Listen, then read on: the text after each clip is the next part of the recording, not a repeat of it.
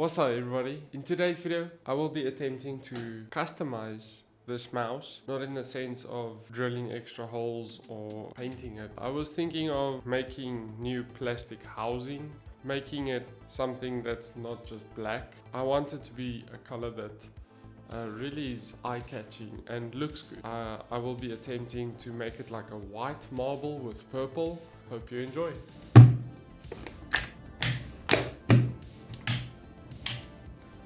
First step would be to disassemble the mouse. These clips are the only things holding the clickers onto the mouse. They are incredibly difficult to remove, and I really struggled for, I would say, an hour, 2 hours just to get this out, because these things are so strong, and you can hear my excitement by just finally getting it off. Funkies! Yes! The next steps are to build a housing so that I can place the plastic pieces in and create a silicone mold. I made these housings out of ice cream sticks. It's the smallest thing and easiest to work with. I just create a layer of sellotape over it, and that way the silicone won't stick, and the clay as well. Now I put the base as clay so that I can get the mold the correct way that I want the mold to look and to function, covering all the holes so that the first part of silicone doesn't fill into the holes, so that it's not difficult to remove the components from each other. This first step is extremely important, as this sets the standard of what your silicone mold will function as. There's a lot of planning ahead and a lot of thinking of how this needs to function.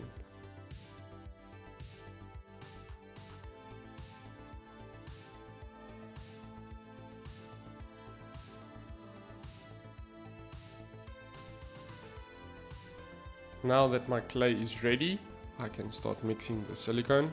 Silicone is a very fine chemical to work with. You need precise and exact measurements in order to get the right consistency.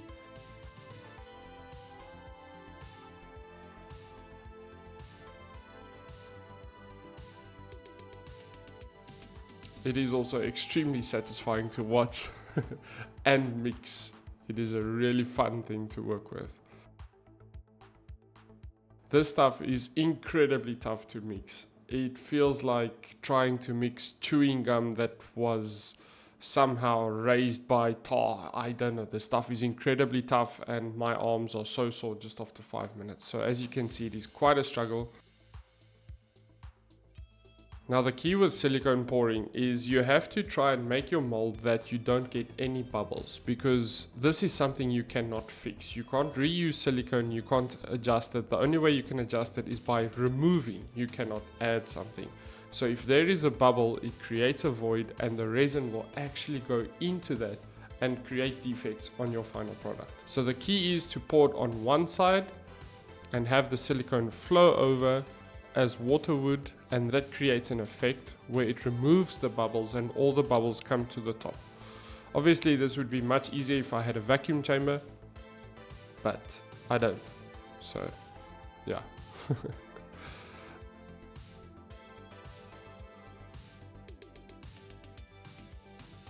Right now I'm just using a hairdryer to pop all the bubbles. As you can think, the hairdryer expands the air and releases the bubbles. So sorry for the shaky video, but this stuff sets incredibly fast. Right now I will be removing the housing and the clay from the masterpiece, from the key.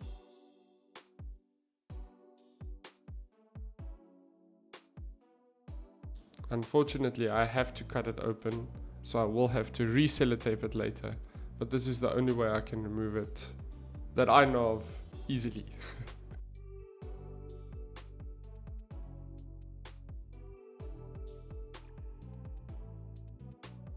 Now this is some very precise work, because if there's any residue clay that stays behind when I pour the second layer of silicone, that will be part of my final product. So you need to try get this as perfect and clean as possible. As you can see, I'm cutting out the silicone that makes it easier for the second part of silicone to come in. I'm cleaning this as much as possible. I don't want any clay in the way, as I want a perfect product.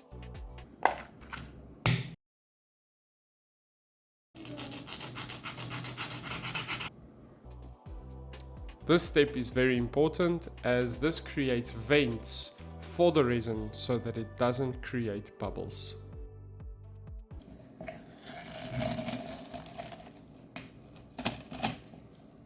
But a satisfying ASMR for those of you that like it.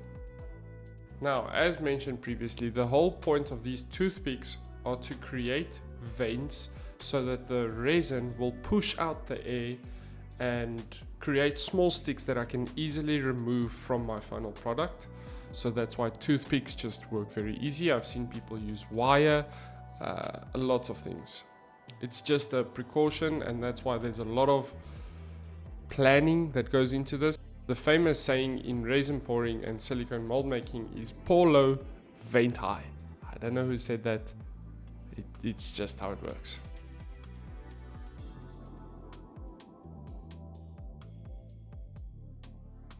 We're removing the bubbles again. This is very, very important, as I need to make sure I don't get bubbles in my product.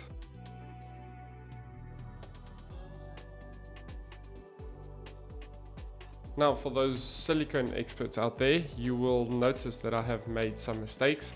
I forgot to put the release agent before I poured the second layer of silicone, so this will be extremely fun, as the only thing silicone sticks to is silicone. So that is incredibly fun.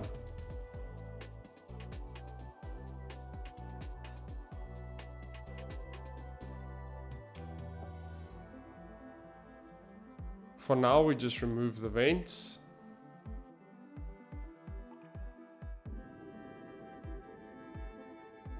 As you can see, I am really fighting. I didn't even see if I am recording it in the right space. I was fighting with this one piece for probably half an hour, as this is like tearing two muscles from each other. It is so tough and very, very hard. It looks easy, but this is because I sped it up by a lot.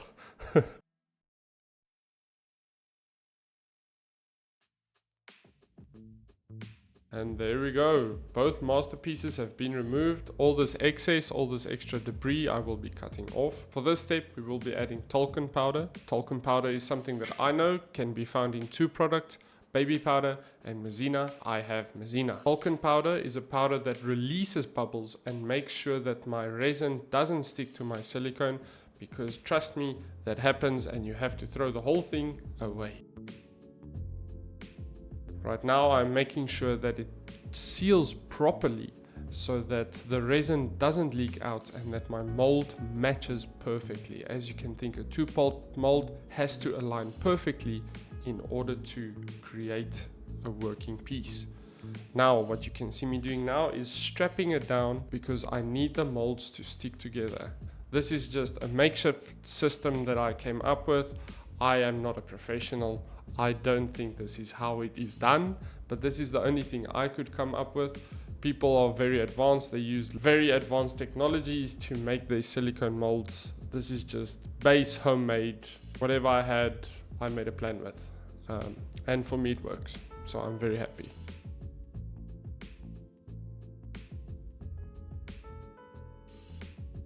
Now you will see in the center part of my mold are these two yellow pieces, and that is where I will be pouring the resin into. Now it is extremely important to have that, because I need a constant flow of resin in my product. If I have any time where there's a bubble that comes through, that will actually get pushed into my final piece, and that is something that I can show you a bit later.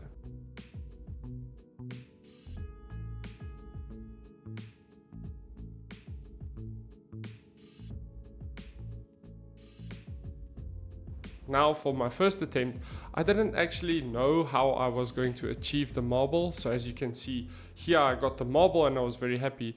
And then in the next cut, you can see it looks not like marble anymore, because I heated it up, I put it into a second cup, and by the time that happens, the purple already bleeds into the white. So it doesn't create the effect I was looking for.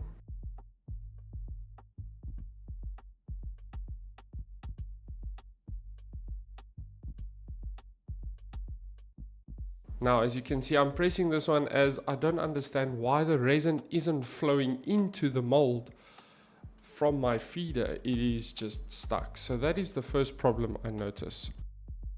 Now, moment of truth, 2 days later, I can remove everything. This is the best part out of everything, because taking this resin off is extremely satisfying.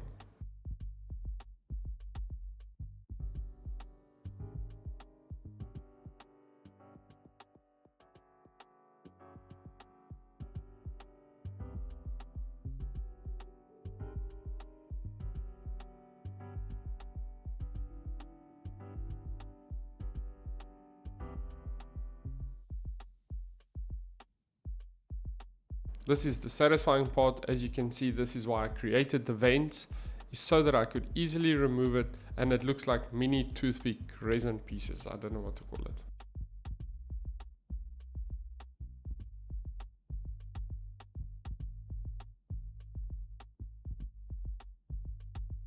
And here we have our first piece. I was very satisfied with this piece. I wasn't happy with the color, but I'm very happy with this. But like you can see, those bubbles in the middle, that is what I was talking about.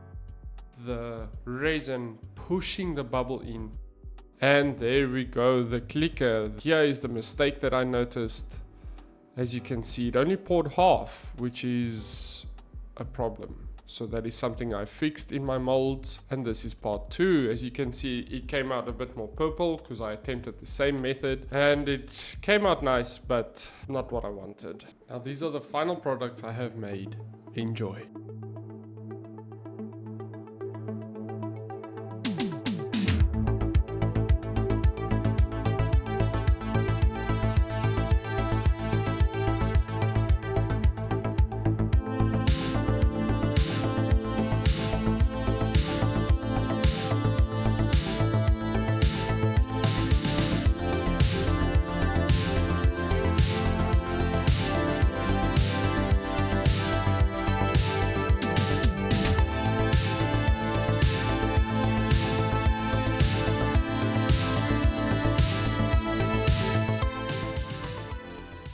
I made different colors, I tried different things. The resin takes very long to set and to readjust the molds and everything. It takes a lot of time. In total, I made probably about 6 or 7, and of those that actually functioned and came through, only 3 of them survived.